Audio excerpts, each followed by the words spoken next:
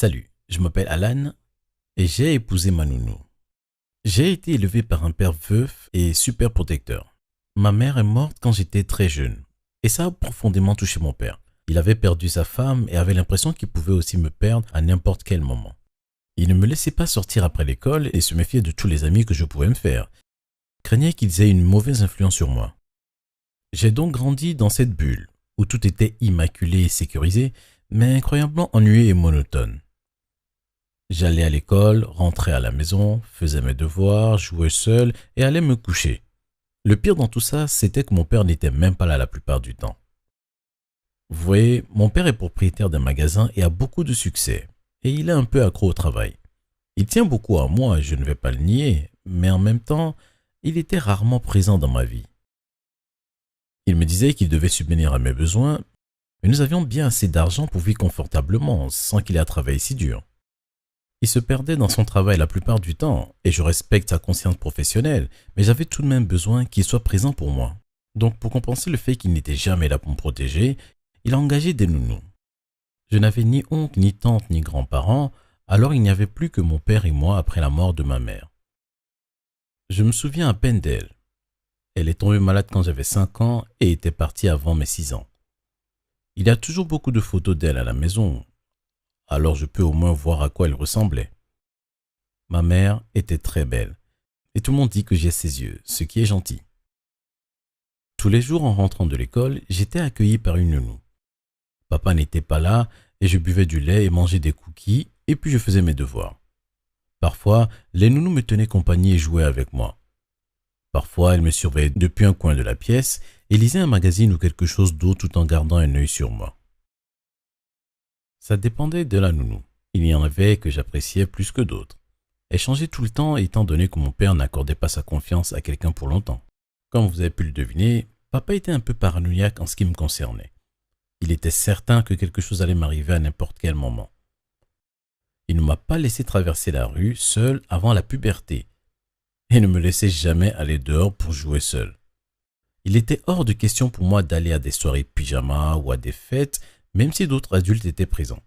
Alors, vous pouvez imaginer que j'avais beaucoup de mal à me faire des amis. Je me sentais toujours tellement isolé. Je suppliais mon père de me laisser inviter des camarades de classe, mais il était rarement d'accord. Je pouvais le faire seulement s'il était présent, et il travaillait tellement que ça arrivait très rarement.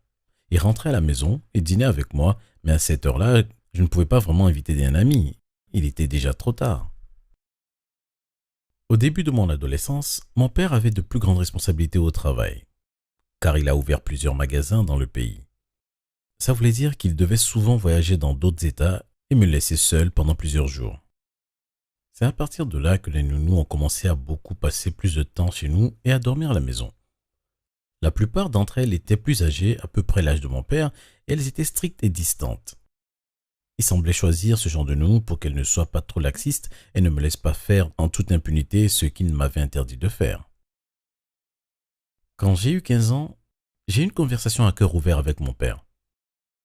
Je lui ai dit que je pensais être assez grand pour prendre soin de moi-même quand il était absent et que c'était bizarre que j'ai toujours des nounous. Je lui ai demandé de me laisser sortir avec des amis de temps en temps. Il a refusé, ce qui m'a vraiment frustré, mais il a reconnu que je n'avais plus besoin de nounou professionnel. Il était d'accord pour engager quelqu'un d'un peu moins strict tant que j'accepterais de suivre ses règles. Ce n'était pas vraiment ce que j'avais espéré, mais c'était un début. J'ai donc accepté. C'est à ce moment-là que j'ai rencontré Lisa, l'amour de ma vie. Lisa avait 21 ans quand mon père l'a engagée. Elle était étudiante à l'université et c'était la fille d'un de ses employés. Elle était incroyablement belle et avait le plus beau sourire que j'ai jamais vu. J'avais eu 16 ans la semaine précédente et je n'arrivais pas à croire que j'étais toujours oublié d'avoir une nounou, mais la voir, elle, améliorait la situation. Nous nous entendions très bien et pour la première fois de ma vie, je ne me sentais pas si seul. En fait, j'avais hâte de rentrer de l'école. Avant, je devais rester tout seul, sans amis et avec une vieille dame street qui ne me parlait à peine mais gardait un œil vigilant sur moi. Maintenant, je pouvais parler et rire avec la plus jolie fille que j'ai jamais vue. Je pense que c'était un véritable coup de foudre. Je pouvais à peine m'empêcher de sourire quand elle était avec moi. Je me souviens de notre premier baiser comme si c'était hier. Nous étions assis sur le canapé, riant à une blague, et elle s'est penchée vers moi. Je n'ai pas pu m'en empêcher, je l'ai embrassée. Je m'attendais à ce qu'elle s'énerve et me dispute, mais au lieu de ça, Lisa m'a rendu mon baiser. C'était fantastique. Je l'ai serrée dans mes bras et nous avons commencé à nous peloter. Mon père n'allait rentrer que bien plus tard, alors nous savions que nous ne risquions pas d'être surpris. Lisa était la femme la plus formidable que j'ai jamais rencontrée. Elle étudiait pour devenir infirmière et elle était incroyablement intelligente et généreuse. Je savais que c'était mal qu'elle ait une relation avec moi alors que j'étais jeune et qu'elle était censée s'occuper de moi, mais elle ne le faisait pas pour nous jouer un mauvais tour à moi ou à mon père. Nous sommes vraiment tombés amoureux l'un de l'autre. Cependant, la vérité était que ce n'avait pas d'importance si c'était de l'amour ou non. J'étais encore jeune et mon père ne voulait même pas que je sorte avec des filles de mon âge. S'il avait découvert que nous avions une relation, il aurait perdu son sang-froid. Nous savions que mon père était tout à fait capable d'appeler la police et de causer beaucoup de problèmes à Lisa. Cette nuit-là, en allant me coucher, je ne pouvais penser à rien d'autre que la douceur de ses lèvres, à quel point elle était parfaite. Mais le matin suivant, j'ai dû regarder la réalité en face. Peu importe à quel point je l'aimais, je savais que nous faisions quelque chose de mal. Alors au début, nous avons essayé de ne plus nous embrasser. Nous avons eu une longue conversation et je dois admettre que j'ai pleuré parce que je l'aimais beaucoup. Mais c'était logique. C'était mieux que nous restions bons amis. Pendant un moment, nous y arrivions. Elle était ma nounou, elle m'aidait à faire mes devoirs, nous parlions pendant des heures et des heures, ou bien nous nous détendions en regardant un film. C'était parfait. J'avais une amie et je pouvais passer du temps avec elle sans que mon père ne s'inquiète. Il lui faisait confiance alors qu'il ne me laissait pas sortir avec des gens de mon âge. Mais après un certain temps, c'était devenu impossible d'ignorer nos sentiments l'un pour l'autre. Et nous avons commencé à sortir ensemble dans le dos de mon père. Nous nous blottissions l'un contre l'autre quand mon père n'était pas en ville, nous avions des dîners romantiques et allions même au cinéma. Papa nous aurait tués s'il avait appris que nous avions quitté la maison sans surveillance, mais il ignorait totalement ce qu'il se passait. Lisa et moi étions ensemble depuis plus d'1 an quand nous avons décidé que c'était vraiment sérieux.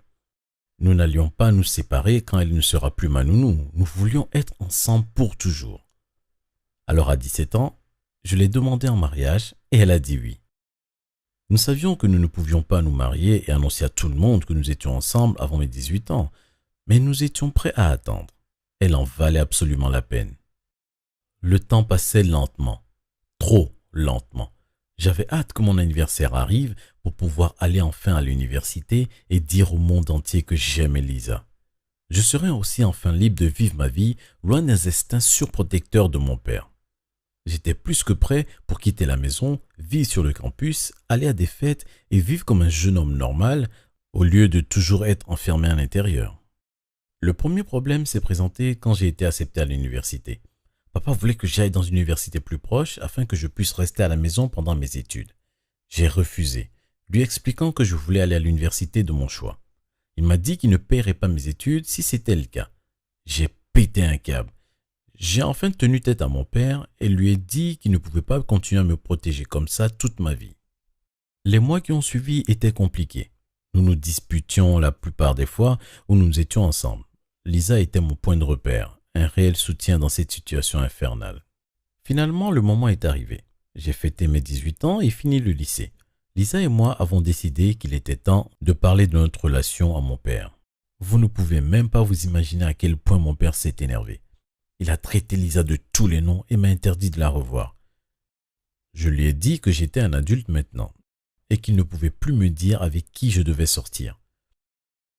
Mon père a ensuite eu recours au dernier moyen de pression qu'il avait pour me manipuler. Il m'a dit qu'il me retirerait de son testament et qu'il ne payerait pas un centime de mes frais universitaires ni ne m'aiderait financièrement. Papa m'a dit qu'il m'aimait, mais qu'il savait ce qui était le mieux pour moi et que je devais l'écouter. J'ai refusé de continuer de vivre sous son joug et j'ai quitté la maison le soir même. J'ai emménagé avec Lisa et trouvé un travail peu après. Papa a refusé de m'aider et m'a dit que je pouvais revenir à la maison dès que j'étais prêt à m'excuser et à quitter ma petite amie. Lisa et moi nous sommes mariés peu de temps après et mon père n'est pas venu au mariage. Elle était enceinte de 4 mois quand nous nous sommes passés la bague au doigt et quand mon père l'a appris, il est devenu complètement fou. Mais comme j'étais un adulte, il ne pouvait rien y faire. Papa n'a pas encore rencontré son petit-fils et m'appelle seulement pour me demander si je suis prêt à revenir à la maison. Il affirme qu'il ne fera pas partie de ma vie si je ne divorce pas. Il est même prêt à reconnaître son petit-fils, mais pas avant que j'abandonne Lisa.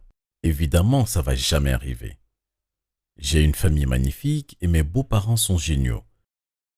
J'ai obtenu une bourse grâce à mes très bonnes notes et je prévois de bien subvenir aux besoins de Lisa et de notre bébé. Je sais que la façon dont a débuté notre relation n'était pas correcte, mais je ne changerai ça pour rien au monde. Merci d'avoir regardé cette vidéo. Avez-vous déjà eu une grosse dispute avec vos parents? Dites-le nous en commentaire. N'oubliez pas de vous abonner et jeter un œil aux autres vidéos de la chaîne.